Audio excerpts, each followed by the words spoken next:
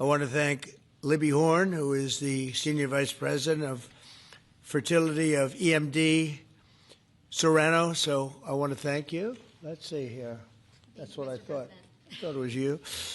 Thank you, Libby, very much. And let me also thank the Secretary of Health and Human Services, Robert F. Kennedy, Jr., whose wife destroyed the people on The View yesterday. I have to say that. I'm not going to ever get into an argument with her. And you've decided, you learned that a long time ago, right? She did a great job, actually. Secretary of Commerce, Howard Lutnick. Thank you, Howard. Secretary of Labor, Lori Chavez de Rima. Thanks, Lori. Howard, thanks. CMS Administrator, Dr. Mehmet Oz, who's a fantastic guy, and he's done really well. FDA Commissioner Marty McCary. Thank you, Marty. Senator Katie Britt, who got me started with this whole thing when she called up to say there was a bad ruling by a judge, right? We got to do something, sir, and we did it very quickly. Probably in 24 hours it was done. Congressman Richard Hudson, a great guy, and his wife Renee. Richard, hi, Richard. And Advocate Samantha Bush, who's a very respected person. For years, American couples struggling with infertility have faced crushing costs in their quest to start a family, and IVF is among the most expensive treatments of all. A single round of IVF in the United States can cost up to $25,000, can actually go a lot higher than that, and many couples require multiple rounds for a successful pregnancy. A major reason for these high prices is the excessive cost of the drugs involved. The number one fertility drug used in IVF is currently 700% more expensive in the United States than the rest of the world. And, you know, we're ending all of that. It's called favored nations, and we're ending it, and we're ending it pretty fast. Nobody thought we'd be able to do it, and we've done it. Drugs are going to come down. Drug prices are coming down. 400%, 200%, 600%, numbers that nobody's ever seen before. Great for Medicare, Medicaid, even Social Security. Great for everything, I think, Dr. Oz. So that's something that's, to me, it's very exciting. I'm bugging him and Bobby all the time. How are we doing with that? And we're doing really good, Bobby. Right? It's really going good. Other countries are agreeing to it because if they don't, we put tariffs on them. And then they agree, so it's amazing. It's amazing how that worked out. But as an example, in London, you'd buy a certain drug for $130, and even less than that, I guess, $88 as of a count a month ago. And in New York, you pay $1,300 for the same thing. So now we're going to be paying, instead of $1,300, you'll be paying about $150. And they'll be paying $150 too. We're going to pay the same thing. Favored nations. It's beautiful. It's a beautiful thing. And we've been ripped off by the whole world for a long period of time. One of the most popular fertility drug regimens costs over $5,000 per cycle, as an example. Wow. Largely as a result of these unsustainable prices, 70% of the employers do not offer insurance that covers IVF. Therefore, most couples with fertility challenges are paying these costs entirely out of their own pockets, which is not really possible to do. Oh, look who we have. Look at that, the great Maria Bartiromo. I didn't know. Did you get put into the regular pool pack? That's very good. Yeah, that's good. Nice to see you. I'm doing an interview with her in a little while. In the Trump administration, we want to make it easier for all couples to have babies, raise children, and start the families they've always dreamed about. That's why today I'm pleased to announce that after extensive negotiations, EMD Serrano, the largest fertility drug manufacturer in the world, has agreed to provide massive discounts to all fertility drugs they sell in the United States, including the most popular drug of all, the IVF drug Gonal-F. So it's Gonal-F. Is that a proper pronunciation? Very Close well enough, done. right? Very well done. Gonal-F. As part of this agreement, EMD Serrano will list their fertility drugs online at trumprx.gov at very, very heavily reduced prices, prices that you won't even believe. And ultimately, that's because of the favored nations.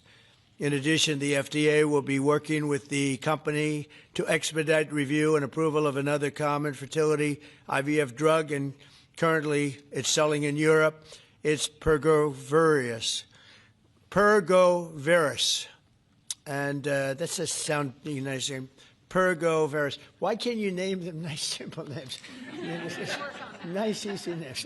Doesn't matter. If it works, that's all we care about, right?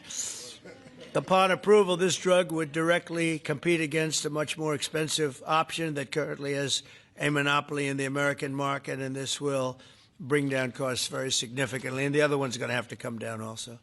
Finally, EMD Serrano has agreed that all future drugs and everything that it develops and sells in the United States will be offset at most favored nation prices. I've been after this for a long time, and we started the process in the last administration, and then we had a little thing called COVID that came up. We had to focus on that, did a good job on that too. And they'll bring a significant portion of their drug manufacturing back to the United States. So they're going to bring it largely back into the United States, and that's for a lot of reasons, but primarily because of the election result, November 5th, and maybe most importantly because of the tariffs, because if they do it here, there are no tariffs.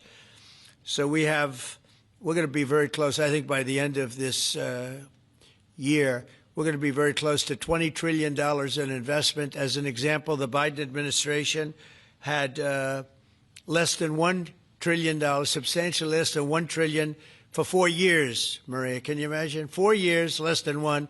We're going to break $20 trillion of investment, and we're already over $17 trillion, and that's in 8 months. Can you believe that? And he was at less than $1 trillion. And in addition to that, he had open borders, allowing millions of people to pour in. What an administration that was. Worst president in history, by far. As a result of these actions, the per-cycle cost of drugs used in IVF will fall by an estimated 73% for American consumers, and the numbers are going to actually be very substantially higher as time goes by when it really kicks in. For most of, I mean, think of those numbers. You know, I told the story last time because we were with Pfizer, and Pfizer's doing something very similar. But I told them that my first term, I was so proud of myself because I was the first president in 28 years where drug prices went down for the year. And you know what they went down? 1/8 of 1%. But I was so 1/8 of 1%. Now I'm getting them down, Maria, 500, 600, 800%. In some cases, even more than that. It's hard to believe. But I was proud. I said, oh, wow, I'm the first one. 1/8 of 1%. And I was proud of that. Now I realized, and I called a news conference. Some of you were at that news conference, actually. And I said, ladies and gentlemen, congratulations. We've gone down by 1/8 of 1%. And now we're going down 500, 600, 700, 800%, Richard. So it's really something. For most administrations and all of the people involved in this kind of thing, this action would be a crowning achievement of their agenda for fertility health.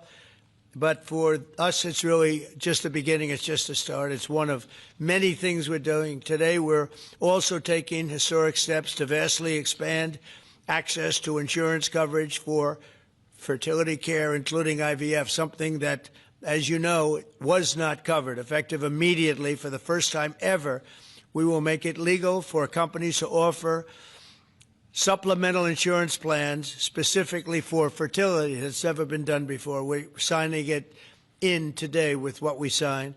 Americans will be able to opt in to specialized coverage just as they get vision and dental insurance. They're going to get fertility insurance for the first time. So I don't know. I don't know how well these things are covered. I see the Democrats like to take credit for all of the things we do. We do the things and they take the credit. But I figure if you do enough of these, eventually people are going to figure it out. The Democrats have done nothing. This will make all fertility care, including IVF, far more affordable and accessible. And by providing coverage at every step of the way, it will reduce the number of people who ultimately need to resort to IVF because couples will be able to identify and address problems early. The result will be healthier pregnancies, healthier babies, and many more beautiful American children. It's a big factor. It's a big deal.